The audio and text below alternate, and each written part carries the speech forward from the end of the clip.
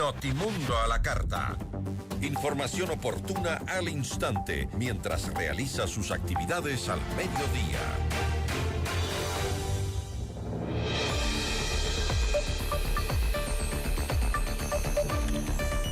Bueno, como escuchábamos, Ecuador está cambiando el libreto contra el crimen organizado. Inaugura un centro de fusión de inteligencia en Guayaquil con foco marítimo portuario y cooperación internacional, mientras despliega la fase ofensiva total con miles de militares en las provincias más golpeadas por la violencia. Nuestra entrevista de hoy en Notimundo a la carta. Nos acompaña a esta hora el general Paco Moncayo, exsecretario de Seguridad Pública del Estado. General, ¿cómo está? Muy buenas tardes, siempre es un gusto. Muy buenas tardes, qué gusto saludarle a usted y a la gran audiencia de este emisor. General, frente a esta noticia, ¿qué tan diferente es este centro de fusión de inteligencia frente a experiencias previas de inteligencia en Ecuador que usted conoce muy bien? ¿Qué le faltó a lo anterior para que hoy se vuelva a reinventar este modelo? Bueno, mire, la verdad es que el Ecuador ha tenido muy buen sistema de seguridad durante mucho tiempo y el propio sistema de seguridad enmarca el sistema de inteligencia. La inteligencia tiene distintos niveles.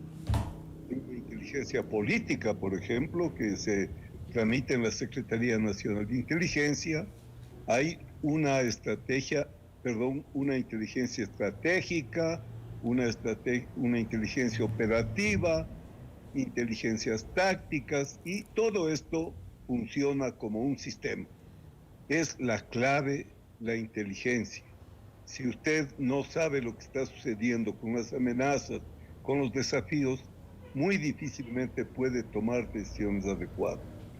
Entiendo que lo que están es fortaleciendo una parte del sistema nacional de inteligencia, enfocándolo a una de las áreas críticas en este conflicto armado no internacional. Y eso está bien en la medida de que se necesita que haya un flujo de información constante, permanente, para que se puedan tomar decisiones igualmente en el nivel político, estratégico, en el operativo y en el táctico.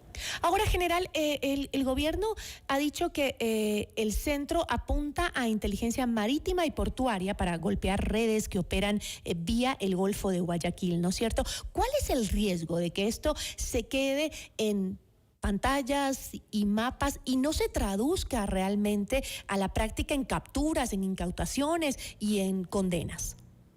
Mire, yo creo que es entendible para cualquier persona que el problema del Ecuador se deriva de su vecindad con Colombia. Somos víctimas de esa vecindad. Este conflicto no es sino un spillover en inglés, un desbordamiento del problema colombiano hacia nuestro territorio. Y también el segundo productor de cocaína, el Perú. Entonces, es evidente que hay dos áreas estratégicas fundamentales, ¿no es cierto? Si pudiésemos tener un muro, no el muro a lo Trump con cemento, no, un muro para que no pase la cocaína de Colombia para el Ecuador. Ahí estaría solucionado el problema, ¿no es cierto? Entonces, un área estratégica, protección de fronteras. ¿Cómo se hace ahora la protección de fronteras?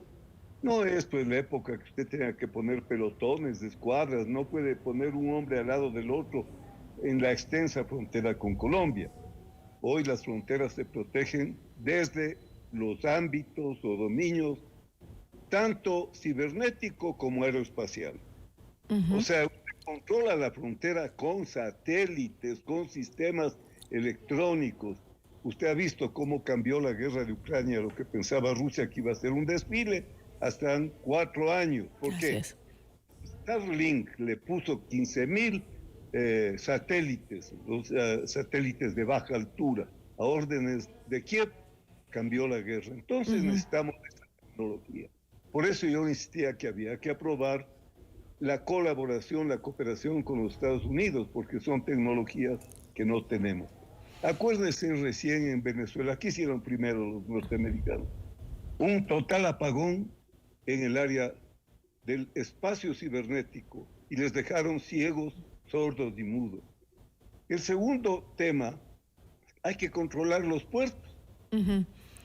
Grandes, los puertos artesanales, las radas, y se le acaba el negocio al crimen organizado. Pero no hay que hacer un trabajo paralelo, general, y me refiero a que, a ver, según lo que nos han informado a la prensa y en general desde el gobierno de este tema, es que este centro va a integrar personal de armada y de policía, y también estos se van a dedicar al procesamiento de la información que viene de instituciones nacionales y socios internacionales, ¿no?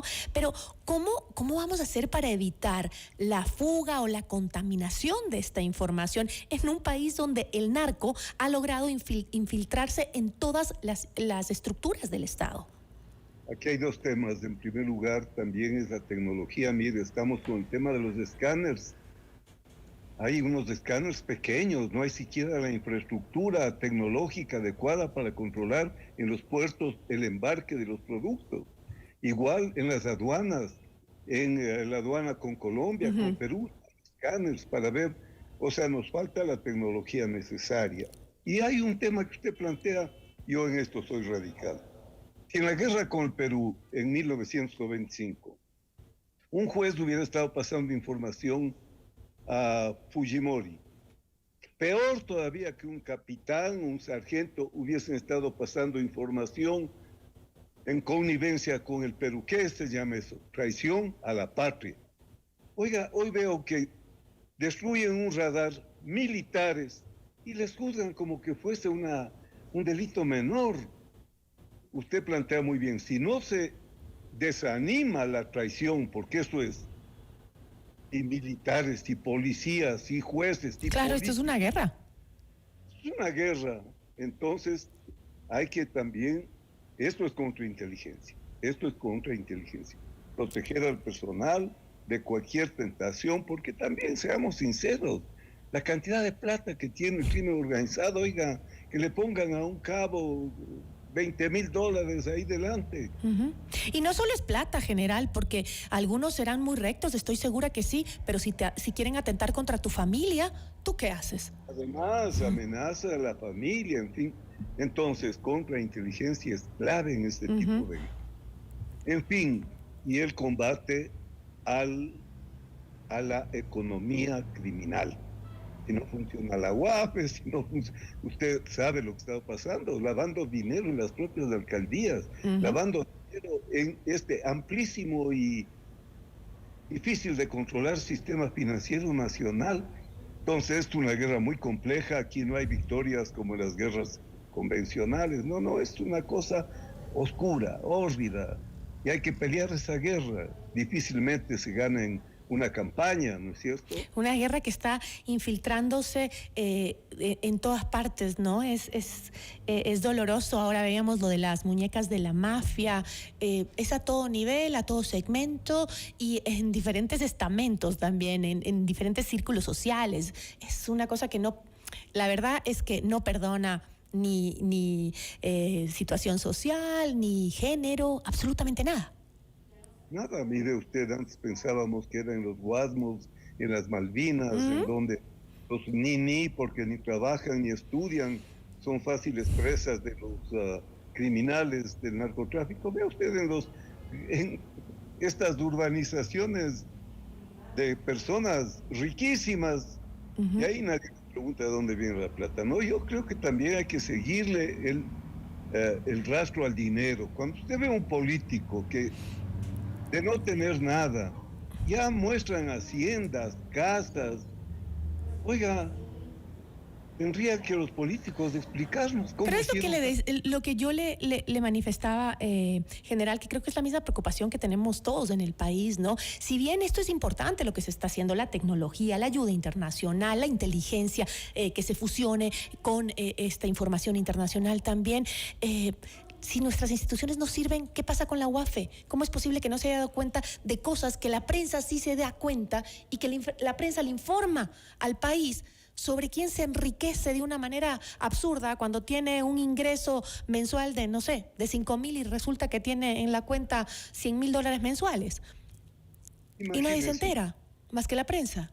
¿Qué pasa con esas instituciones? Bueno, pero qué bien que la prensa, oiga, créame, en todo el mundo una prensa libre es una garantía de que se pueden corregir las cosas. Si no hubiera prensa libre, esto ni se supiese. Sí, pero una prensa que también está en constante riesgo de que le ataquen de todos lados, desde la misma guerra, ¿no? Claro, ese es el trabajo de periodista, ¿no? Y es lo hermoso de esta carrera. Sí, totalmente de acuerdo. Pero, general, yo creo que hay que... Hoy día habló algo que me pareció súper interesante y que creo que tiene mucho que ver el presidente en su intervención en Davos, en el foro. Él decía que en esta lucha un tema muy importante y que ha sido para él uno de los prioritarios es el tema de mejorar el nivel o la situación de los sectores más pobres del país, porque son la presa más fácil de nuestros enemigos, que son el narcotráfico, el narcoterrorismo, ¿no? Eso es clave. Creo que por ahí estamos bien, pero también decía lo mismo que usted, el tema del dinero. Tenemos que investigar esa vía de por dónde va el dinero y el oro que sale de justamente estas mafias. Pero ¿cómo lo hacemos? Vuelvo a repetir la misma pregunta, con instituciones que realmente están, no sé si incapacitadas, desorientadas o que realmente no les importa. Bueno, la verdad es que el sistema con el que estamos combatiendo la guerra también no ayuda. La Constitución no ayuda, las leyes no ayudan. Usted puede darse cuenta muy fácilmente. ¿Cuál es la misión de la policía en la Constitución? Control del orden público y apoyo a la seguridad ciudadana. Uh-huh. La norma para el delito común. ¿No es cierto? Entonces, ¿cómo puede usted verle a un ministro del Interior conduciendo la guerra? Acuérdense que el Congreso anterior reformó la norma de una manera tan tonta. Los militares pueden cumplir misiones aleatorias con la policía. O sea, en la guerra los militares cumplen misiones aleatorias con la policía si la policía solicita. O sea que para ir a la guerra, en las leyes nuestras, hay que solicitarle a la policía.